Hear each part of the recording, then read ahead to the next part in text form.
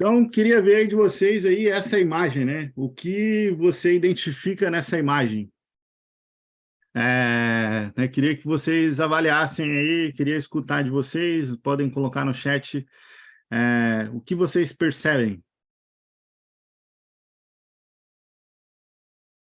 Então, colocou desmotivação, sobrecarga, exaustão, o Júlio trouxe, exaustão, a Bianca. Desespero, o Paulo trouxe ali. Prazo perdido, né? Cansaço, burnout, tempo mal gerenciado, o agilista tentando mudar a cultura da empresa, sobrecarga, né? Cansaço, desmotivação. Então, né, isso que eu queria trazer aqui para vocês né, eu uso essa imagem, né, em vários contextos e até para provocar vocês aqui, né, eu vi, né, vários dos desafios ali referente a aplicar alguma prática, né, trazer alguma solução e, né, uma das melhores formas, né, de você começar a fazer qualquer processo, melhorar qualquer coisa, né, dar visibilidade ao problema. Né, mostra o problema, né? E a gestão visual, né? Essa imagem a gente não precisou ter nenhuma palavra aqui, né? E vocês já trouxeram várias coisas, né? Trouxeram várias leituras, né, dessa imagem, mas basicamente a gente tem, né, nessa imagem uma pessoa que parece, né, cansada, que representa, né, um certo cansaço, uma pilha de papel ali que parece ser muito trabalho a ser feito, é um relógio aí que representa o tempo, né, e tá mostrando a hora aí 10:12 por aí, então a gente não sabe se é da noite ou da manhã, né, mas geralmente quando aparece um relógio, né, tem essa relação de que parece que está atrasado, né, e a gente está correndo e tem uma gestão em cima. Então, acho que o primeiro insight, né, de todo desafio, né, todo desafio que você tem, né, seja na sua equipe, seja na sua organização, é muito importante, né, você fazer esse problema aparecer.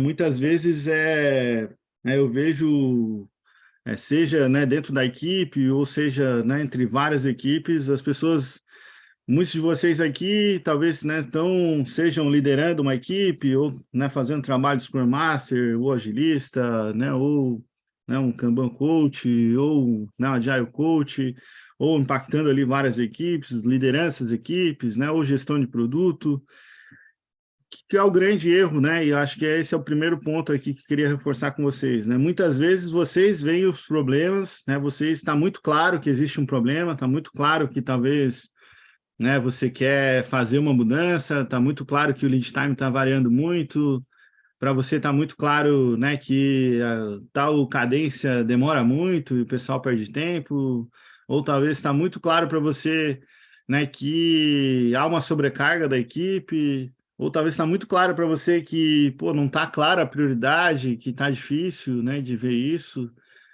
você não consegue, né, ter toda a visibilidade, e talvez esteja claro só para você.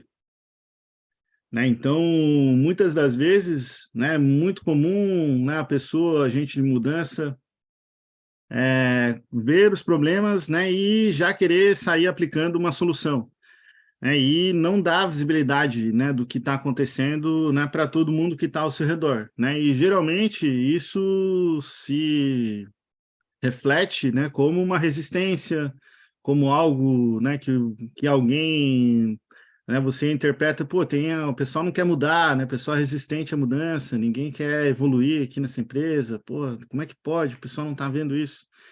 Então, né, você pode usar muito, né, do poder da gestão visual, né, para mostrar, e dar visibilidade, né, a esse problema, né? Depois eu vou compartilhar com vocês, pô, tem um post completinho lá sobre o poder da gestão visual, não sei quem aí já viu, né, o post que eu compartilhei recentemente, né, sobre o poder da gestão visual, mas depois né, eu compartilho aqui com vocês e mando para vocês também por e-mail aí, quem depois, né, estiver participando ali, né, todos vocês cadastraram aqui no evento.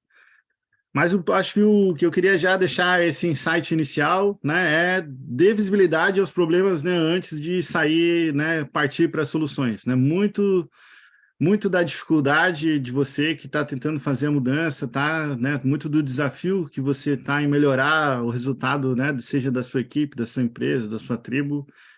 Ele, na verdade, ele está na falta de você dar visibilidade do problema, né, e, ou seja, as pessoas acabam não engajando, né, em qualquer solução que você dê, porque as pessoas não veem que tem um problema, né? Se não tem problema, não adianta você querer melhorar algo que, né, as pessoas não percebem que há um problema naquilo. Beleza? Esse insight fez sentido para vocês? Alguém se reconheceu aí nesse problema? Quer, né, comentar aí comigo aí no chat? Ó, o Gustavo deu um joinha. Mas vamos lá, né? Dentro do que eu trouxe aqui, né, os dos primeiros desafios aqui na gestão, né, de equipes, né, com Scrum Kanban, é que, né, geralmente nem todo trabalho passa pelo fluxo. Quem aí, quem aí tem esse problema, né, esse desafio, ou sente isso aí na pele? Bota um no chat aí para mim, ou dá um joinha.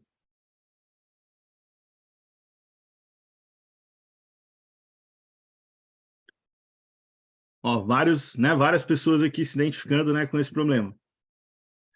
Qual que é que isso gera, né, o que isso gera de efeito, né? Qual que é a relação, né, por que isso é um problema, né? E por que isso é um desafio? É, Porque geralmente, né, o fato de ter um trabalho paralelo, né, que não está, né, passando pelo fluxo, né, não está passando, né, pelo teu formato de gestão, né, seja você usando Scrum, Kanban ou até uma gestão de projetos, né, normal, né, que o pessoal caracteriza aí como waterfall, é que pô, esse trabalho ele não conta, né? Ele não aparece. Então, ele é um trabalho que todo trabalho que não passa pelo fluxo, ele é um trabalho espião, né? Um trabalho oculto. Ele gasta energia, né? Consome capacidade da equipe, gasta, né, esforço, precisa de comunicação, tira o foco muitas vezes, né, das entregas, né, principais e não aparece em lugar nenhum, né? E geralmente isso vai gerar um efeito colateral, né? Que depois a equipe vai estar depois sendo impactada, talvez por ser, né? Sendo discutindo ali, pô, por que que a gente não entrega, né? Pô, por que que a gente toda hora está atrasando, né? Por que que o nosso tempo, né, de execução é tão alto? Pô, o que acontece com algumas demandas que nunca saem do fluxo? Quando você vai ver pô, tem vários trabalhos, né, ocultos aí, trabalho espião, né, passando e consumindo energia da equipe, né, mas que não aparece, né, para ninguém. Então, né, sempre que você tiver nesse cenário, né, de trabalho oculto, você precisa, né, tornar esse trabalho visível. E não precisa necessariamente criar uma mega mudança e tal, né? Você pode muitas vezes usar alguma das cadências, né? Seja uma retrospectiva ou uma Service Delivery Review do Kanban ou uma reunião que você tenha, né? De tempos em tempos, né? Para avaliar como é que está o fluxo, como é que está, né, o resultado da equipe, para talvez evidenciar, né, e trazer esse trabalho oculto. Pô, se o pessoal, talvez você esteja num cenário que as pessoas dizem, não, não, mas isso não precisa passar por lá, porque pô, vai dar muito trabalho a gente botar no fluxo. Você pode fazer, né, uma contabilização paralela ali, então talvez só anotar em algum lugar, né, dentro de cada semana, né, quanto de trabalho, né, foi feito que talvez não está no fluxo, né? E isso vai te ajudar, né? Começa simplesmente a contar, né? Ou se tem talvez algum membro da equipe, né, de forma especial, que às vezes recebe demandas, né, atravessadas, né? Acontece muito em algumas empresas, às vezes, né, principalmente em empresas até menores, né? Às vezes tem algum gestor, alguém que vai lá e atravessa, já tem uma relação, talvez, né, com alguma pessoa da equipe e atravessa alguns tipos de demanda, né? Faz alguns pedidos ali para diretamente, às vezes, para a pessoa, membro da equipe, né? E aquilo às vezes está totalmente desconectado, né, da prioridade e tudo mais, só que a pessoa até às vezes fica sem jeito, né, de negar né, e acaba fazendo. E, né, muitas vezes o efeito colateral disso é que, pô, vai gerar muita sobrecarga na equipe, né? Você vê aí depois o pessoal tendo que, às vezes, fazendo trabalho extra ou sendo taxado, né, como uma equipe que não entrega, né? Quando, na verdade, pô, tem um monte de outros trabalhos, né, entrando no meio do caminho e que, né, não estão, né, visíveis. Então, dar visibilidade, né, não necessariamente, né, você precisa que o item, né, esteja lá no fluxo, mas você pode dar visibilidade através dessa contabilização, né, mostrar, tipo, olha, essa semana a gente teve tantas demandas que veio de fulano, né? Às vezes tem até um demandante que é o causador ali da discórdia, né? Então, você pode trazer isso à tona e aí, depois, né, com base nisso, você pode levar essas informações, né, para uma discussão com a equipe, porque às vezes está tão no piloto automático ali que o pessoal, né, vai fazendo e vem chegando, chega por e-mail, pelo Slack, pelo Teams, né, ou pelo comunicador, ou pelo até pessoalmente, né, a demanda chega ali, que, né, o pessoal já não dá nem mais bola e acha normal, né, mas trazer isso à tona vai te ajudar a provocar, né, discussões boas ali com a equipe, às vezes até dar visibilidade para essa pessoa que faz isso, às vezes nem por mal, porque ela sempre fez e talvez em algum momento não gerava problema, né, mas mostrar o impacto que isso gera e, né, o quanto isso, né, está consumindo aí da demanda, né, e da capacidade, na verdade, da capacidade da equipe, né, enquanto está tirando o foco. Alguém tem algum caso desse que já resolveu, talvez de alguma outra maneira, né, e quer contribuir aqui, né, e trazer insights aí para o pessoal?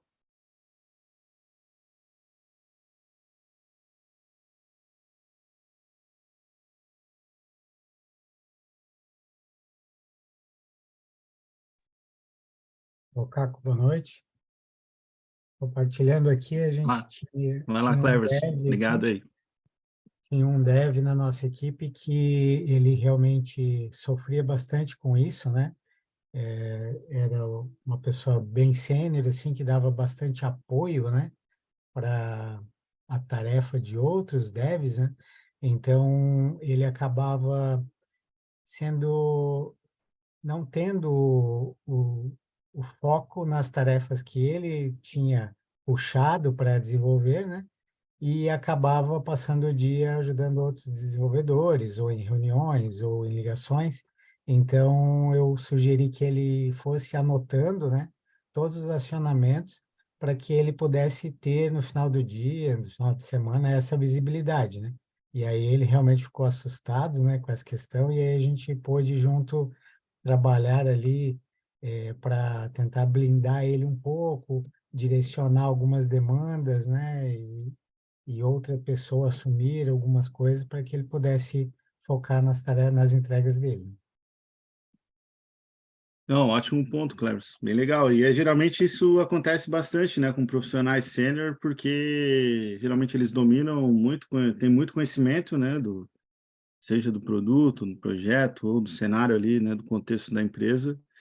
E acho que você trouxe um ponto legal, né? Como fazer a narrativa também, né, nesse cenário, né? Porque talvez muitas vezes a pessoa até acha assim, pô, agora vai me microgerenciar aqui, né? Onde na verdade a gente quer, né, apoiar e dar, né, e ajudar a pessoa, né, a ter a sua melhor performance ali, né? Caco, é Fala, aquela, Roberto. é aquela questão do é raro, mas sempre acontece, né? Ah, como exatamente esse exemplo que o Cleverson trouxe. O cara é um excelente profissional, e aí a gestão sabe que o cara dá conta, então sempre está trazendo mais atividades para ele, e aí aquela questão do cara ter que pivotar entre uma atividade e outra, que consome, as pessoas acham que não, mas consome não só um tempo, mas um esforço mental também para ele voltar a um ponto anterior de uma atividade. E aí, o que ele podia performar no dia inteiro, 10, 12 atividades, o cara faz 4, razoavelmente bem, porque outras, por conta das N interrupções, por conta das N vezes que teve que pivotar. E aí, o que que acontece? Querendo ou não, a médio prazo, a produtividade desse cara começa a cair. E aí ele pergunta, pô, velho, o que está acontecendo? Eu sempre dei conta disso, as pessoas sempre contavam comigo, e aí a parte, né, psicológica do cara também começa a cair também nesse sentido, né? Porque ele já não está mais com aquela performance que era tão antes falada, né? E aí é a questão do microtrabalho, até mesmo o trabalho invisível que acontece com a gente no dia a dia.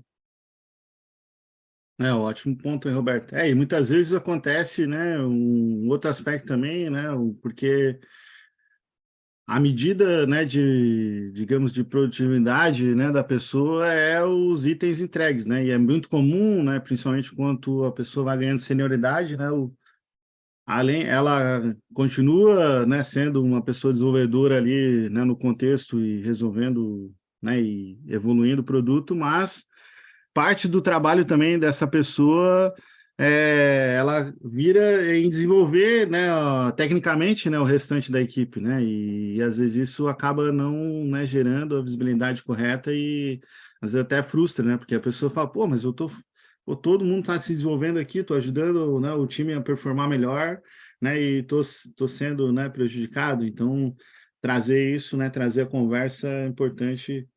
Valeu por compartilhar aí. Olha lá, Bianca. Bianca levantou a mão. Vamos lá. Oi, boa noite. Uma das coisas que eu percebi é quando você tem um sistema legado e que você tem um usuário ou um PO que foi o desenvolvedor ou que o cara está acompanhando o processo de conversão do legado, ele faz interpelação com os devs quase todo momento, né?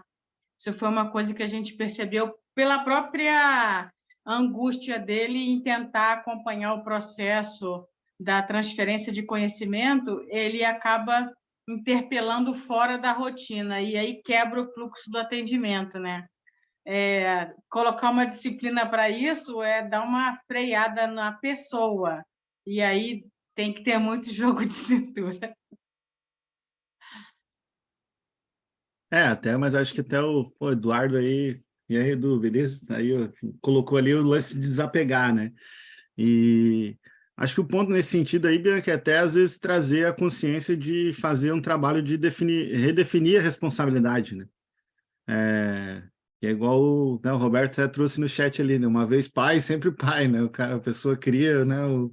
Cria o produto ali, né? E não desapega, né? Então já passei por isso várias vezes, né? Eu gosto de ir na narrativa de falar, olha, isso tá né? Geralmente a pessoa que fica apegada, né? Ao seu cargo do passado, né? Ela acaba até se prejudicando porque não foca, né? Em se desenvolver no novo papel, né? Então eu gosto de fazer geralmente uma definição da responsabilidade ali clara, né? Dos papéis para ajudar até que qualquer membro da equipe, né? Possa às vezes já discutir ali com a pessoa, falar, pô, isso aqui agora, né, tá com a gente, pô, legal o teu insight, mas a gente vai fazer de outra maneira, porque, né, e para poder discordar com elegância ali. Vamos lá, vamos para o próximo aqui. Valeu pelas contribuições aí, pessoal. Né, o outro ponto, né? Então a gente falou aqui do trabalho oculto. Pô, legal, mas não, aqui a gente já está deixando tudo visível, né? Consegue colocar, né, os itens, trazer as informações. Mas um dos problemas, né, muito comuns, né, nas equipes é que a prioridade não está clara. E aqui, né, a gente pode conectar, por exemplo, quem que trouxe lá que tinha, né, vários tipos de demanda lá no início, foi a Júlia, né, trouxe lá como manter, né, pessoas focadas e balancear atividades de customização, evolução de produto. Então, basicamente, né, a gestão da prioridade, da clareza da prioridade, é, é um dos desafios muito comuns aqui das equipes, né? Seja com Scrum, Kanban, ou até sem nenhuma dessas, né? Nenhuma dessas, né, abordagens. Acho que cada método, né? O Scrum traz essa questão da prioridade, né? De uma maneira, né? O Kanban traz, né, de uma maneira um pouco, né, mais flexível, mas que você pode ir reajustando, né? E tendo a clareza, né, do critério e os combinados ali, né? Você pode ajustar com mais frequência. Mas é importante, né? Se você está trabalhando, né, com Scrum, dê clareza, né, da prioridade daquilo que de fato é imprescindível, né? E aquilo que talvez, né, pode ficar para depois ou pode não ser, né, entregue naquele sprint. Se você, né, tá com Kanban, né, dê clareza da ordem, né, da sequência, né, dos itens, principalmente, né, numa etapa que vem antes, geralmente, de uma etapa de execução, né, dê clareza da prioridade. Então, nesse exemplo que a gente está vendo aqui na tela, né, a gente pode, vamos supor que são 3 equipes aqui trabalhando, né? A gente tem aqui equipe 1, equipe 2 e equipe 3. Pô, dá para ver claramente que a prioridade que está sendo representada ali na legenda, por mais que ela esteja disponível e comunicada, né, ela não está sendo respeitada. Então, muitas vezes não é só ter a prioridade, né? Às vezes a prioridade está explícita, mas todo mundo não dá bola alguma, né, para a prioridade e as coisas vão se atravessando. Então, nesse cenário aqui, a gente vê que tem os itens urgentes, eles até estão priorizados, né, corretamente, que são os itens vermelhos, mas entre a prioridade 1, que é o verde, o laranja, que é o 2, né, o laranja, que é a prioridade 2, e a prioridade 3, que é o amarelo, tá tudo misturado, né? Não dá para ver que não há claramente assim, vamos resolver primeiro a prioridade 1, depois a prioridade 2, depois a prioridade 3, né? E como impacto, você vai ver sempre, né, uma demora maior, né, uma demora na conclusão, né? Vamos supor que os itens laranja sejam um app, ou uma entrega, um projeto, né? Os itens verde, laranja e amarelo, né, sejam desse tipo e que a gente tem que concluir esses itens, né, para de fato gerar o resultado. Né, executando tudo ao mesmo tempo, né, vai tudo demorar, né, bastante, e muitas vezes você está até medindo, né, a vazão, que é o throughput da equipe, quantos itens, né, estão sendo entregues, né, por semana, até você tem um número ali que está consistente, só que não é sobre só, né, entregar coisas, né, em volume, é também sobre priorizar corretamente, né? Você tendo uma prioridade clara, vai te ajudar muito a botar o foco, né, e energia, né, no contexto, né, correto. E também, né, principalmente quando surgir demandas, né, surge demandas que são talvez aleatórias ou de baixa prioridade, é importante que você faça um combinado, né, sobre o que pode parar, né, para talvez receber novas demandas e o que não deve, né, perder prioridade para coisas, né, externas. Então, às vezes a falta dessa clareza também dificulta, né, para que as pessoas tomem boas decisões, né? Exemplo, vamos supor que você está trabalhando, né, com Scrum e fez o planejamento de um sprint e alguém tá dizendo que tem um item que é importante, precisa entrar dentro do sprint, e você já trabalhou, né, uma semana, está trabalhando um sprint 2 semanas, né, qual é o critério, né, que você vai usar para que se aquilo vai ser feito ou não? Geralmente, as pessoas tentam achar esse critério depois que está no meio do jogo, já lá no meio do jogo, e alguém quer criar a regra, né, e aí, pô, fica difícil, né? Cada um vai puxar a regra, vai tentar criar uma regra que vai fazer mais sentido para o seu contexto. Quem está pedindo vai tentar criar uma regra que vai, né, vai ser mais vantajosa para que aquilo seja executado em algum lugar ali que entre dentro do sprint. Quem está dentro do sprint vai tentar criar uma regra para proteger, né, o que foi planejado. Só que criar a regra depois que o jogo começou, pô, é sempre mais difícil, né? Então, o que eu recomendo, né? Mesmo que você dê clareza dessa prioridade, quais são as regras do jogo, né? O que você vai aceitar, como que você vai discutir, o que é imprescindível, né? Que talvez não vá abrir mão. Isso vai facilitar bastante, principalmente para que as pessoas que estão trabalhando ali no dia a dia da equipe, consigam tomar as decisões, né? Sem que um gestor precise opinar ou uma pessoa externa, né, tenha que ir lá fazer um julgamento para ver se aquilo vai ou não. Então, quanto mais você dá a visibilidade da prioridade, né, e como as pessoas que estão trabalhando lá devem, né, funcionar, mais fácil, né, vai ser o trabalho de gestão, né, e mais fácil vai ser também a tomada de decisão, né, para ser um trabalho mais, né, essencial ali. Quem aí passa por esse cenário, né, e sente esse problema aí da prioridade e quer trazer aqui para a gente?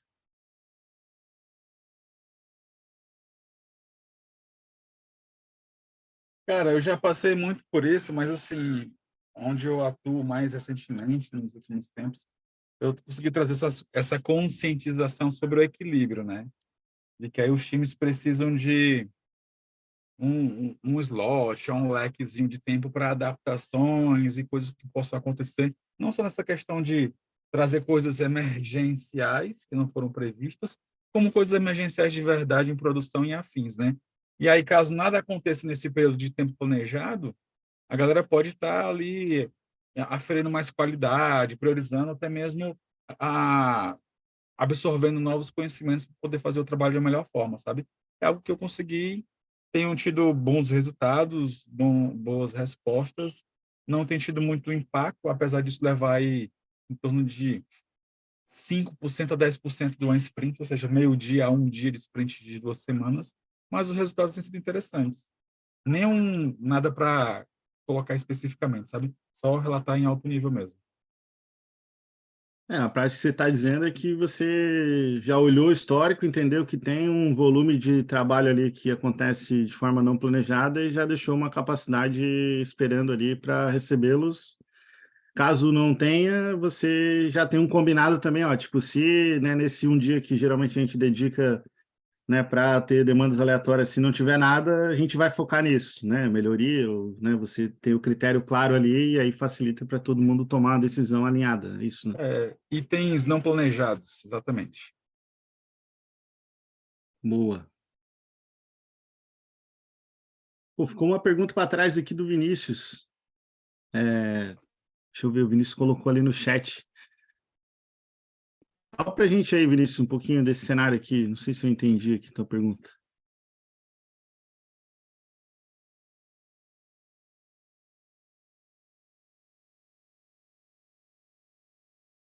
Mas quer voltar nela? Era do slide anterior, né?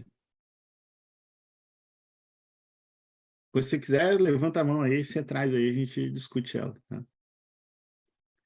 Que mais, pessoal? Alguém tem algum outro cenário aí de prioridade não clara, que não quer trazer o caso aqui, quer discutir, está com dúvida de como dar visibilidade, a prioridade, já tentou algumas coisas, não conseguiu?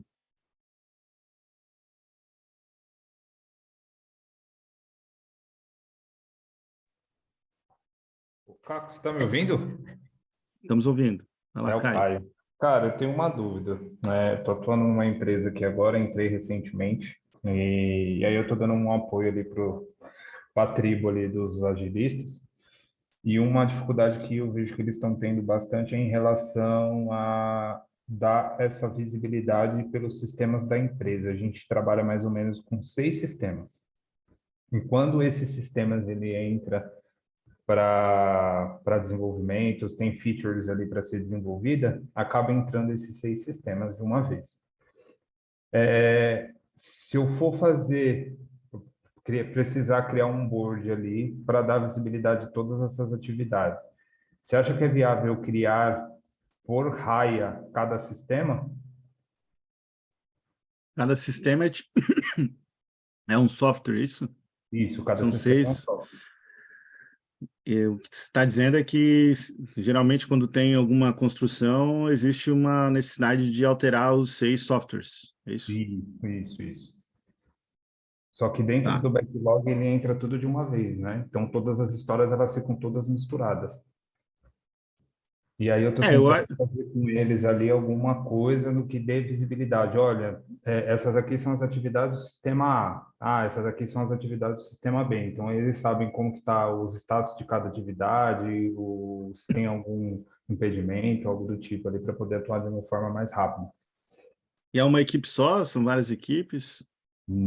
São uma equipe, é um time, porque assim, os desenvolvedores não são da empresa, são de consultorias, então são 5 consultorias. Então, são 5 consultorias dentro de uma sprint, atuando com 6 sistemas. Cara, é Waterfall com Scrum Kanban, uma mistureba da porra. Então, tipo assim, cara, a gente vai pegando um pouquinho de cada coisa ali, vai tentando adaptar e ver o que funciona para tentar melhorar cada vez mais o processo, sabe? Para ver o que faz sentido. Acho que tem algumas visualizações, né, que podem te ajudar. Então, você mesmo falou ali, né, de dar visualização, tipo, quantas demandas, né, tem de cada software que vocês estão alterando. né? E tem várias perspectivas, você pode gerar várias visualizações, né, do mesmo contexto, né? E essas várias consultorias, né, que trabalham, aí eu não sei se eles trabalham com uma equipe ou se tipo se divide, cada um pega um pedaço e sai resolvendo e depois junta tudo para, né, ver se dá certo. Então tem também esse, aí teria que, né, avaliar e entender um pouquinho de como, né, está sendo a execução, mas basicamente eu acho que o que eu vejo que é mais importante é entender a ordem que as coisas são feitas, né? Porque provavelmente os 6 sistemas são alterados pela característica de qualquer alteração mexer em vários produtos, provavelmente precisa de uma sequência lógica também. Provavelmente gera dependência, né? Não necessariamente é tudo independente, né? Se gerar dependência, né? Uma das ferramentas que é bem útil e vale, né, você pode usar para dar essa clareza, principalmente da prioridade, não necessariamente só a prioridade, mas a ordem, né, que as coisas precisam ser feitas, porque nessa ordem otimiza, né, a execução, é uma ferramenta chamada sequenciador, né? O sequenciador ele é uma prática usada até dentro da Lean Inception, né, do Paulo Caroli, mas você pode procurar ali por sequenciador de atividades, acho que é o nome da prática. E isso pode dar uma visibilidade da ordem que as coisas são feitas, né? E você pode daí categorizar o que é do produto A, do software 1, 2, 3, 4, 5, 6, né? Para que as pessoas entendam, né, qual é o impacto, talvez, de, às vezes, tomar uma decisão diferente, né? Porque, às vezes, durante a execução ali, a pessoa vai ficar bloqueada por algum motivo, vai acabar puxando outro trabalho, então ela acaba entendendo e dá essa visibilidade. Então, eu daria a visibilidade dessa sequência e o que depende de quê, né? Nesse contexto aí, eu acho que ajudaria você ter uma melhor execução, né? Principalmente como são pessoas de várias consultorias diferentes, né? Entendi. Ah, faz sentido, cara. Obrigado. Já deu uma luz aqui para mim pensar para amanhã, já conversar com ele. É. E aí, se o negócio for muito complexo, de mais difícil do que, né, muito grande, pô, tenta dar essa visibilidade da sequência para a semana, sabe? Ah, o que é a prioridade essa semana e o que depende do quê? Então, às vezes, não tenta resolver o negócio do mês, 2 meses inteiro, não sei qual é o ciclo, né, de entrega, geralmente, aí das tuas entregas, mas uma prática é só dar essa visibilidade, pô, qual que é a prioridade para essa semana, né? Quem que depende de quem e o que não pode que não pode falhar, né? Para meio que olhar o caminho crítico ali e dar visibilidade para as pessoas, porque daí só o fato de às vezes você ter essa conversa no início da semana, que pode ser uma conversa de meia hora ou até menos, né? Já vai dar uma perspectiva boa, sabe? Tá, entendi. Cara, muito obrigado, viu? Me ajudou bastante aqui a pensar um pouquinho. Beleza? Então vamos lá, vamos para o próximo aqui, né? O terceiro item aqui da prioridade, né? O trabalho acumula e atrasa, né? Quem aqui tem esse problema, né? Esse desafio?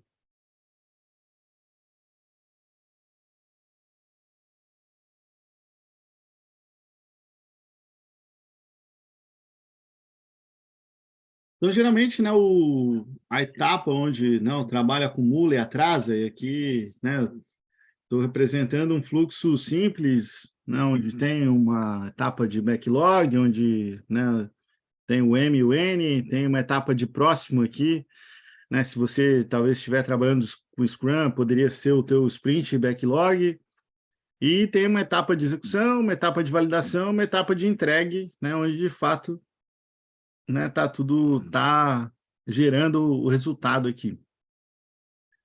O que a gente consegue ver, né, nesse fluxo, né? Existe uma etapa, né, de validação, tem uma pessoa trabalhando e tem, né, 4 itens de trabalho ali, né, 4 itens ali acumulados, né, nessa etapa. O que vai acontecer, né? Quem chuta aí, o que vai acontecer com essa equipe se seguir normal esse modo operandi aí, uma pessoa só trabalhando ali validação e o restante só puxando demanda e jogando para validação? Não, vai gerar o gargalo. Mas qual que é o impacto de gerar o gargalo? O fluxo vai ser no ritmo do gargalo, né? O fluxo vai seguir no ritmo do gargalo, ó, começa mais que termina, né? O Paulo trouxe ali, o Gustavo trouxe, ó, vai dar atraso na entrega, né? Então, na prática, por que atrasa? Porque, né, aqui tem o JY aqui, o Jai, né? O Jai aqui está trabalhando aqui no C. Pô, essa galera aqui provavelmente vai gerar muito mais demanda, né, para validação do que nessa pessoa que consegue né, resolver. E muitas vezes, né, o que a maioria das pessoas, quando olha isso aqui, né, já fala de primeira, né? Principalmente quem começa a estudar Kanban, o que as pessoas falam, né? Vamos ver quem chuta aí.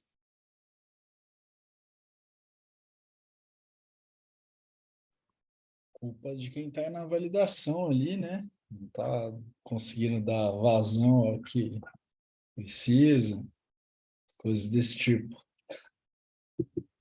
Ou bota pressão, né? Mas o que geralmente o pessoal, né, que começa a estudar fluxo fala, a gente tem que limitar o IP, né? Tem que limitar o trabalho e progresso. E eu digo para vocês, pô, não façam isso de primeiro, porque isso não vai necessariamente gerar resultado, né? Só vai gerar mais pressão, né? E o pessoal nem vai entender o que é o IP, não vai entender nem o que você está fazendo. Então, né, o que é o primeiro passo, né? Que eu recomendo se você tem esse cenário, né? Não limita o IP, não faça nada primeiro.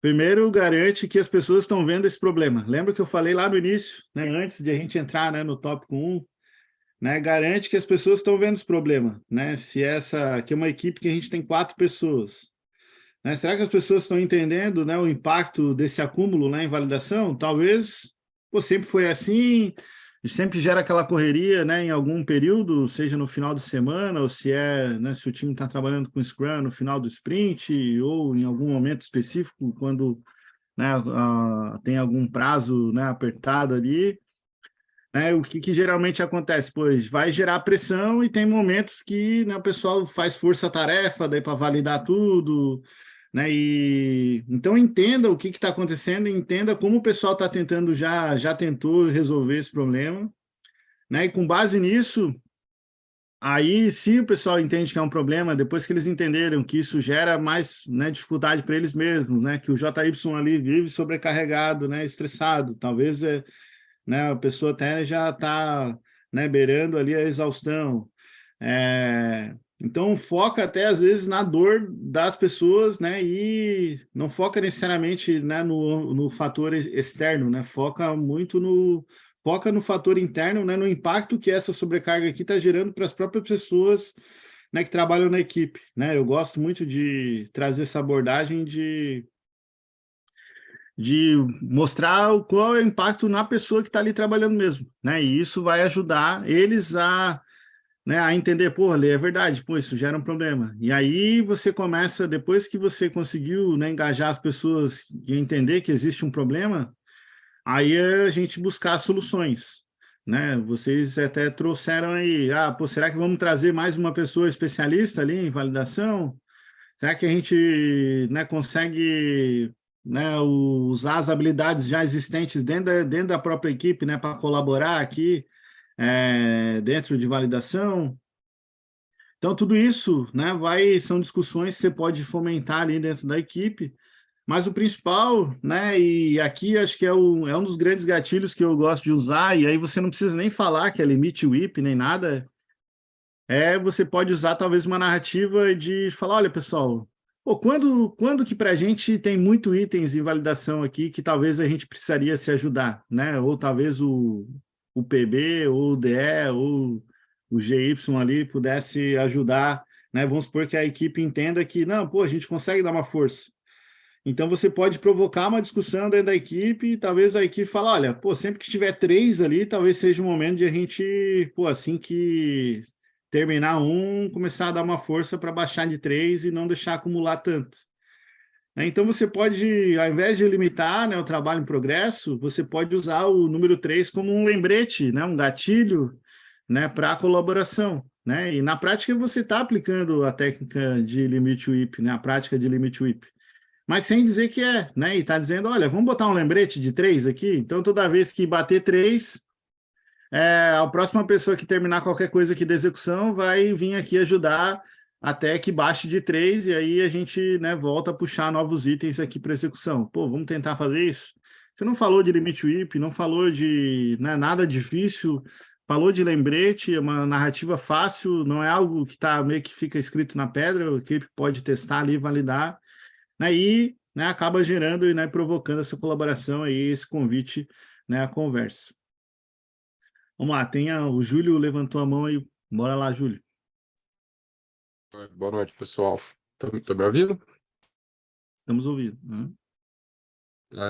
Esse é um problema que eu tenho na minha equipe também, porque normalmente é uma, às vezes duas pessoas que tem para fazer a validação, né, fazer os testes funcionais, e tenho 4 ou 5 desenvolvedores na equipe, então eles acabam entregando mais funcionalidade do que a pessoa que faz a validação consegue, né, fazer os testes. E uma briga minha com o meu líder é tentar formar esses desenvolvedores para fazer teste de validação, né? Poder ajudar também na validação dessas funcionalidades. Na equipe que eu trabalhava anteriormente, né? A gente fazia isso. Nós éramos em 6 desenvolvedores mais ou menos, mas a gente fazia tudo, né? Assim, quer dizer, fazia tudo entre aspas. Vou explicar melhor. Então, todo mundo tinha capacidade para fazer requisito, para fazer programação, fazer teste funcional. Então, conforme a gente ia desenvolvendo o trabalho, por exemplo, se um outro colega já tinha terminado de implementar uma funcionalidade, eu ia lá e vou testar o que você fez aí, né? Então a gente ia trocando as funcionalidades para fazer a validação e entregar dentro do prazo, né? E nessa equipe que eu estou hoje não tem muito disso. O desenvolvedor acha que ele só quer saber de programar. Acho que o ponto é que, né, o que geralmente, acho que a gente não precisa do 8 para 80, né? Então, às vezes tem gente que fala, não, todo mundo tem que fazer tudo. Eu falei, pô, peraí também. Às vezes você pode ir, se você consegue, né, às vezes numa equipe, quantos são na sua equipe ali, Júlio? Hoje É. é que é meio flexível, né? Depende da demanda, mas a última demanda que a gente atendeu estava com 5 programadores, eu como analista de requisitos, e eu também faço os testes funcionais, né, as validações, e tinha uma outra pessoa também ajudando na validação. Mas isso é variável, né? Porque às vezes, assim, o que é o do 8 para 80, né? Às vezes o pessoal fala, não, pô, todo mundo tem que fazer tudo. Eu falei, pô, aí eu acho que já nem sempre é assim. Mas às vezes se você consegue mostrar o problema, né? Mostrar, né, o porquê que isso, qual que é o impacto, né, disso está gerando, e onde está gerando sobrecarga, às vezes você consegue, pô, uma pessoa ser multidisciplinar, né, já vai dar uma ajuda. Daqui a pouco você entende que, pô, só duas ou mais uma já é o suficiente. Então, às vezes, nem todo mundo, né, vai precisar fazer tudo, né, mas ter algumas pessoas, né, que são mais coringas, né, com certeza vão ajudar, né, a dar essa vazão em algum ponto do fluxo. Então, eu queria, né, trazer esse ponto. Nem sempre precisa todo mundo fazer tudo, mas pô, você pode, dando visibilidade do problema, talvez estimular algumas pessoas ali a quererem, né, colaborar em outras etapas, aí poder ver também o trabalho dela gerando resultado, né, mais cedo, né? Porque de nada adianta o desenvolvedor ser ali uma máquina de código, sendo que pô, todo aquele código que ele está criando não está de fato gerando resultado, não está gerando impacto, né, no produto, porque está preso em uma etapa que, né, enquanto não passar por ali, não vai gerar o valor, né? E, ou seja, aquilo ali ainda não está gerando resultado algum. Vai Acho que lá, Paulo. esse é meio que o caminho. É. Eu ia comentar que eu vivi um cenário um pouquinho diferente. Na verdade, assim, o cenário do quadro era o mesmo, né? A gente tinha esse gargalo na validação, mas o cenário era diferente no ponto que, dentro da execução, a gente tinha muitos desenvolvedores, né? A gente tinha, sei lá, quase 8 pessoas ali para desenvolver. Então, o que acontecia era justamente que execução terminava mais do que validação conseguia dar vazão, né? E aí acumulava ali em validação. E aí uma das coisas que a gente fez para resolver esse caso, né? Uma das ações foi pedir para que a galera pareasse mais. Então, a gente tinha desenvolvedores de senioridades menores, né, de menos senioridade, e aí a gente pediu para que eles pareassem mais, né? Então, você imagina que se você tinha 8 pessoas, né, a gente fazia, em vez de fazer 8 tasks por vez, 8 tarefas por vez, a gente começou a fazer 4, por exemplo. Então, diminuiu pela metade a vazão naquela fase ali e deixou o fluxo um pouco mais aceitável para que o restante do fluxo assumisse aquela vazão, né? E aí isso foi ajudando a gente, porque, assim como acho que o Júlio comentou, né, para a gente foi uma briga a gente tentar convencer ali as pessoas ou trazer a ideia para que as pessoas participassem da validação, por exemplo, na época, né? Ninguém queria testar de fato. E aí, aos poucos, o que a gente foi fazendo também foi puxar a validação mais para dentro do processo, mais para a esquerda, né?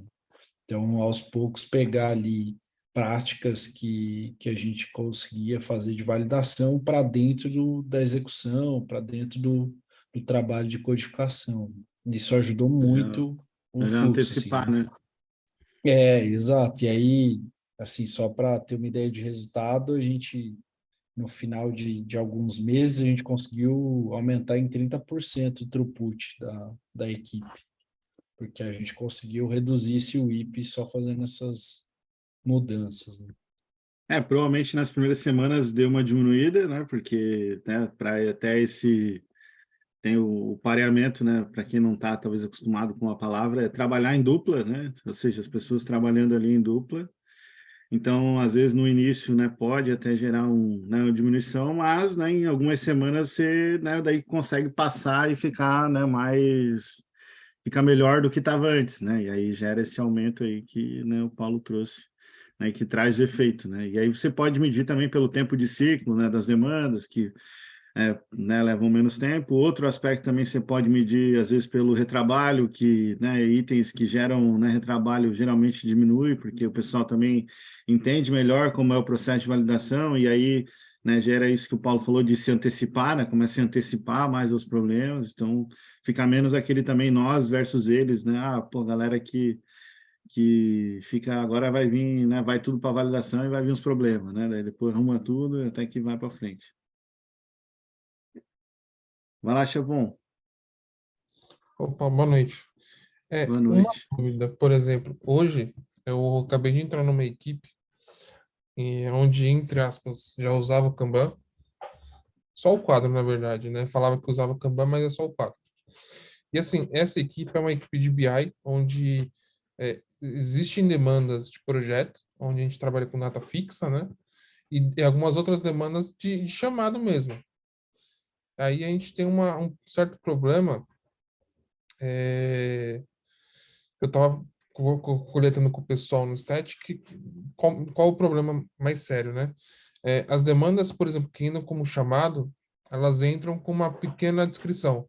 Estamos com bug num dado financeiro, num dashboard financeiro. E aí a gente tem que correr atrás do solicitante e tudo mais, isso leva um tempo. E assim, isso está sendo bem desgastando bastante a equipe em relação a isso. Porque às vezes a gente puxa para fazer o atendimento dessas demandas e elas acabam ficando paradas não por conta da equipe, mas sim por conta de coisas do solicitante, por exemplo. Nesse caso, eu não estou tentando pensar uma forma de sair desse gargalo, mas está um pouco difícil. Nesse caso aí, eu não vejo muita saída a não ser ou você, né, melhorar talvez o processo de solicitação, ou às vezes está sendo até financeiramente não vantajoso, né? Pegar uma pessoa super experiente para fazer triagem, né, das demandas, né? Então, às vezes a equipe pode contratar, né, uma pessoa mais em início de carreira que vai ser o trabalho de fazer essa triagem, né?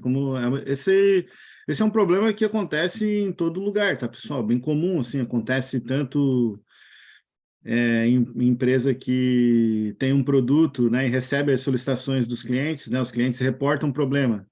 Então, geralmente, como que as empresas resolvem isso, né? Elas resolvem de alguma maneira, elas tentam botar algumas perguntas para ajudar, para que a pessoa que está reportando o problema, né, consiga incluir um pouquinho mais de informação, né, para facilitar o processo e dar velocidade, né, na solução.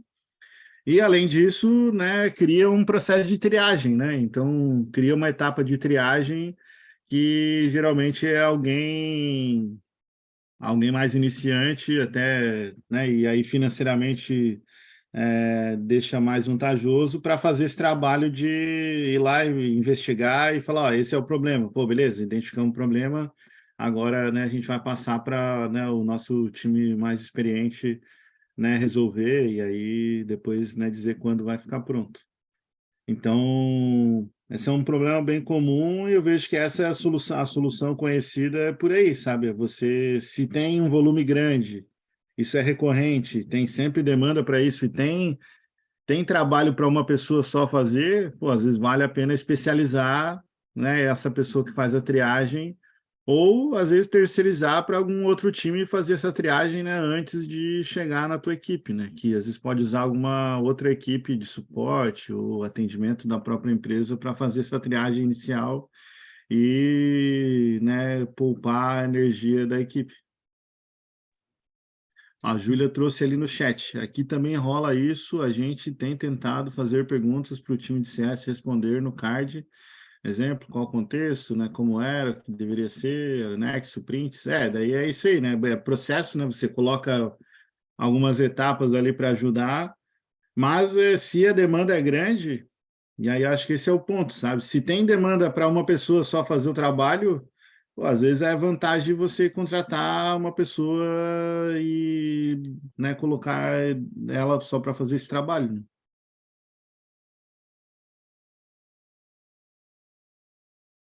Show. Então, tô meio que caminho, então, tô caminhando para o lugar certo, então.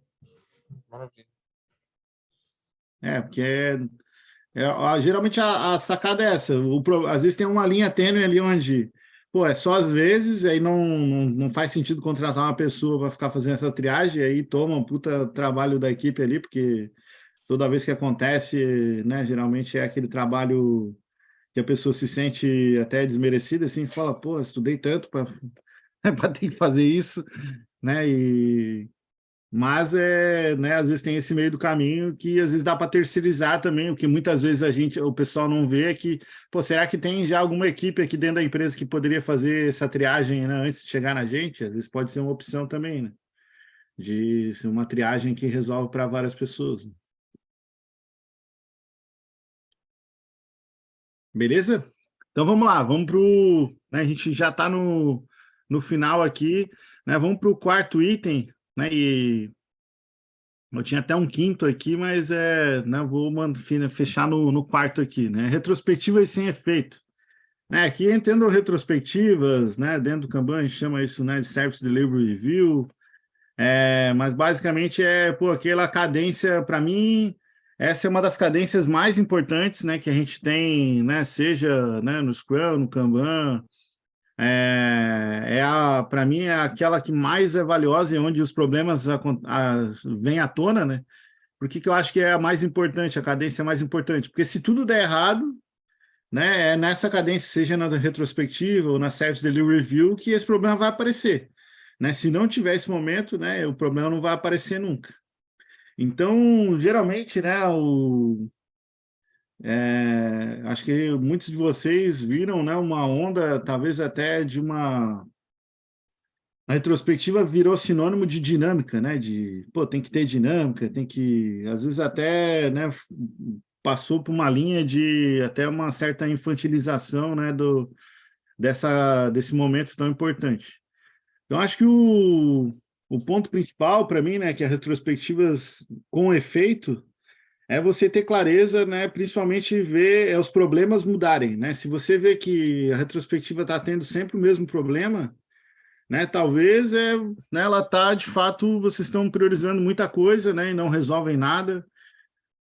Então, eu principalmente, né, em equipes que às vezes, né, estão trabalhando já com Scrum há algum tempo, estão meio que no modo automático ali, acabam sempre fazendo uma retrospectiva que elenca um monte de problema, prioriza um monte de coisa para resolver e resolve nada, né? E aí no outro ciclo faz a mesma coisa, e aí de repente, pô, o pessoal perde, né, perde a credibilidade, né, e aí ela perde o efeito. Então, o que é muito importante, né? Você tanto dá visibilidade, acho que até o Paulo trouxe ali no chat, né? Dá visibilidade para aquilo que você está melhorando, né? E de fato quanto que se teve algum efeito, né? Às vezes você prioriza alguma coisa, né, para melhorar e de fato aquilo tem zero efeito no problema, né? Na causa raiz do problema. Pode acontecer, normal, né? Porque sempre às vezes uma melhoria é uma hipótese, né, de melhoria.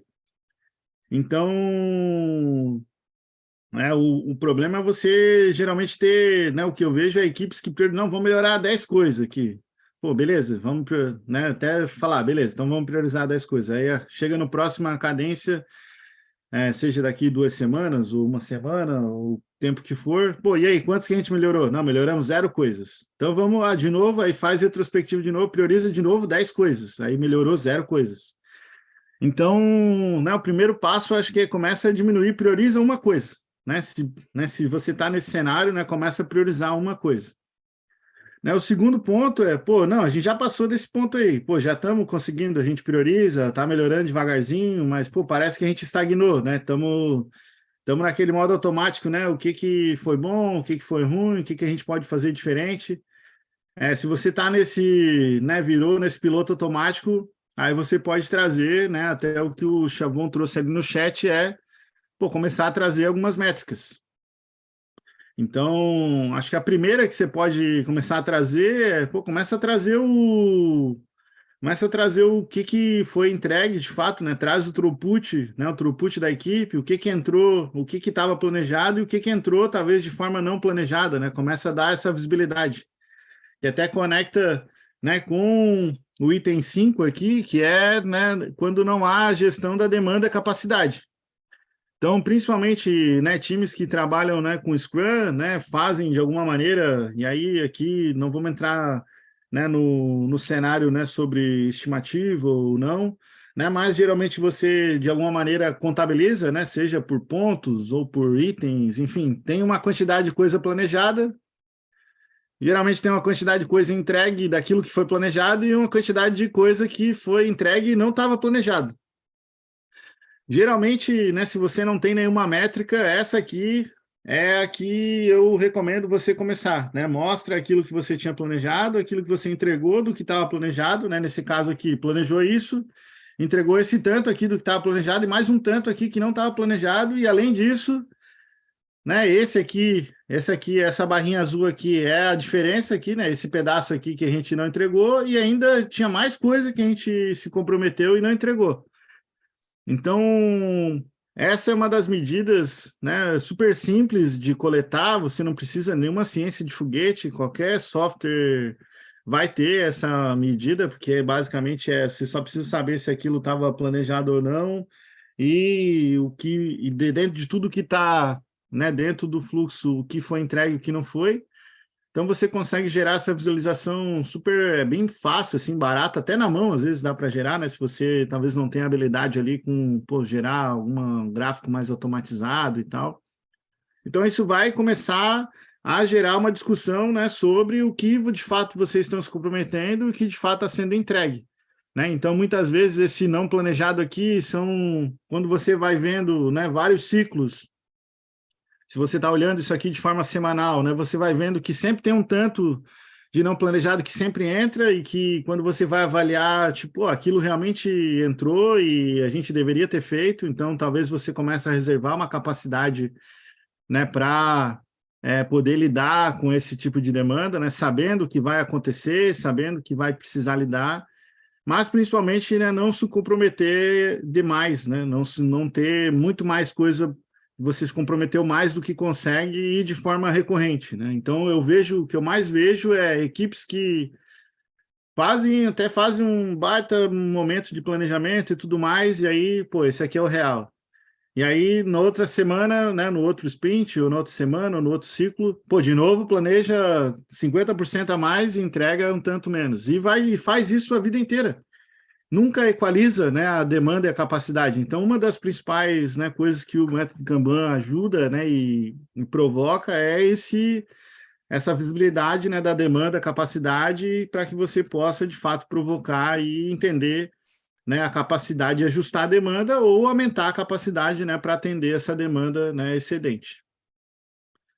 Então, essa aqui é uma visualização, né, super simples, né? O Caio trouxe ali no chat também, né, de métrica do Velocity. Velocity, basicamente, né, são quantos pontos, né, você entregou, né, que é uma outra perspectiva, às vezes por itens ou por pontos, né? O Burn Down, que é um outro gráfico, né, que mostra referente ao planejado, né, e olha isso na linha do tempo. Então, também são algumas visualizações, né, que você pode, né, trazer ali.